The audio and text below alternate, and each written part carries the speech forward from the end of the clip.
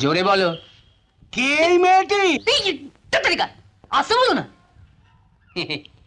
আমার বিবাহিতা স্ত্রী। তুই বিয়ে করে ফেলেছিস? এ বিয়ে আমি মানি না। ওর পিতামাতার নাম কি, ওর দাদু দাদার নাম কি, ওর বংশ পরিচয় কি? তোমায় সব জানতে হবে না, আমি সব জানি। হ্যাঁ, ওর নাম কমলা। হ্যাঁ, জোরে বল। কমলা।